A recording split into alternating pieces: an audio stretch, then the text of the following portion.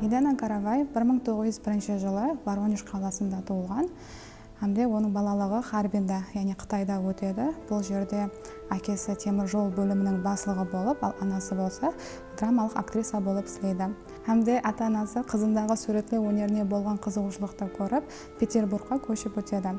Бұл жерде Елена Каравай көркем өнерді марапатлау мектебінде Рерих Хамнауфларда оқиды. Hamde Елена Каравай шаңырағыменен 1917 жылы Сибирға, яғни Барнауылға көшіп өтеді. Бұл жерде дөретушілік өмір жүдә қызғынлы еді. Hamde бұл жерде көркем өнер үстінде жаңа формалар ізленістер апарған художниклардың шеп топарына қосылады. Hamde Алтайдағы көркем өнер ұстаханасы училище мектебінде сабақ береді. Елена Каравай 1920-23 жыллары Фхутемаста оқиды, бірақ тамамламайды. Hamde 1920 жыллары көп мемлекет бойлап саяхат етеді. Ал сол жыллары орталарында болса, Өзбекстанға орналасады. Алдын Ташкент, кейіншелі Самарқанд. Бұл жерде көптеген әр түрлі театрларда художник болып істейді, суретлер, композициялар соғады. Самарқандта изофабрикасында істейді, Hamde Самарқанд художниклар ауқамы бөлімінің дөрелуіне де қатынасады. 1946 жыллары Фаворскийдің мұратыменен ол Москваға көшіп өтеді. Басында бұл жерде пластмассадан ойыншықтар һәм әр түрлі бұйымдар істеп шығару саласында істейді. Ал 1950 жыллар болса, Фаворскийдің Варшавадағы Совет елшіханасының имаратын мозаикамен безеуінде қатынасады. Hamde мозаика техникасымен үйреніп, кейіншелі болса Фаворскийдің мозаикалық портретінде дөретті.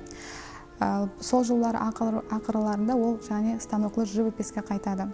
Ал ұрыстан кейінгі жыллар болса, Елена Каравай үшін жүдә қиын кешеді. Себебі ажайып портретші, пейзажист ұзақ жылларға живописті қоюға мәжбүр болады. Hamde живописқа болса 1950 жылдың ақырларында қайтуға имканияты бар. Ажайып портретші, пейзажист ол ұзақ жылларға живописті қоюға мәжбүр болды. Тек қана 50 жыллардың ақырында қайтуы мүмкін болды. Бірақ ол өмірдің барлық қарсы жағдайына қарамастан һәмме уақыт оптимист болып қалады. Бұл дәуірдегі художниктің өзгеше ермегі маскалар болды. Маскаларға қызығушылығы балалығынан басланды. Яғни Харбинда оның жасылығы өткен жерде қытайша маска һәм драконлар менен реңберең салтанатлы сейілер жиі болып тұратығын еді. Елена Людвиговнада және артистизмда жүдә күшлі еді. Анасы актриса болғаны себеплі ол адамларға еліктейтін еді. Театрда оны өзіне тартып тұрды. Hamde музейда оның көплеген театрлық эскизларды сақланып келмекте. Елена Каравай бай дөртпелер мирасын қалдырды. Оның тикарғы жинағы Советский атындағы мемлекеттік көркем өнер музейінде сақланады, сондай-ақ Третьяков галереясында. Омсктағы суретлі көркем өнері, Алтайдағы көркем өнер һәм қол өнері музейінде, Қазақ мемлекеттік көркем өнер галереясы, Hamde Грузиядағы мемлекеттік көркем өнер музейінде де сақланады. Каравай Орта Азияда 20 жыл жасады. Соның көп уақыты Самарқандта өтті. Оның Өзбекстандағы жасаған дәуіріндегі жұмысларында примитивизм, гротескқа ұмтылуы сезіледі. Музей экспозициясында оның 1930 жылы бірінші ярмындағы жұмыслары қойылған.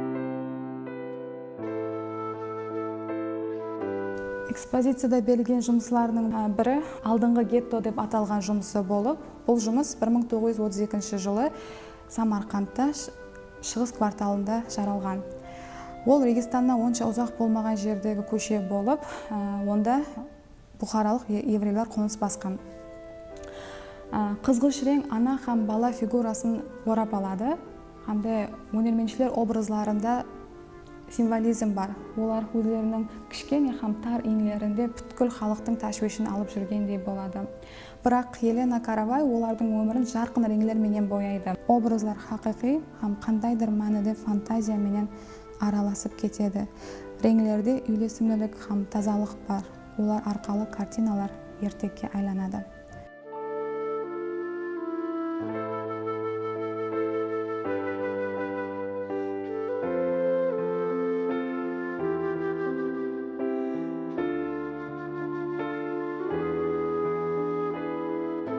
Ал және бір ажайып жұмысы бұл бояушылар деп аталады.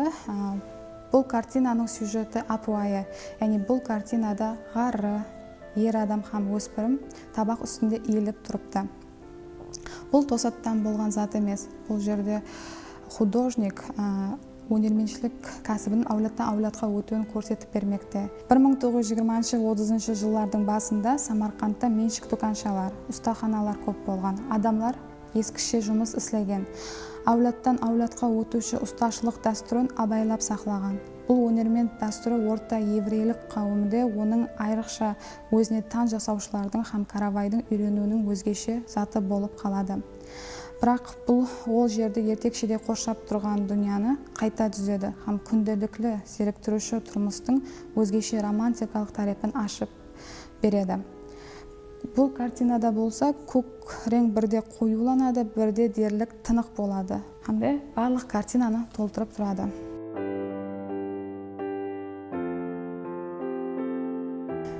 Және бір әжайып жұмысы, бұл бұхаралық аялар, яғни таң деп аталады. Бұл картинада тура жолдан тереклер һәм үйлер бойлап 3 жас аял кетіп баратыр. Олар қызғыш рең киімге оралған. Ал артында болса жас қыз жүгіріп баратыр. Аяллардың біреуінің қолында баласы да бар. Аяллар фигурасы бәргі ерте таңдағы қызғыш думан сияқты көрінеді. Ақ бұлыт сияқты көріністер ішінде қарайған ноқат та көрінеді. Кейін екіншісі, кейін үшіншісі. Ақырында бұл 3 бұлт бірлесіп бір үлкен жарқын ноқатқа айланады.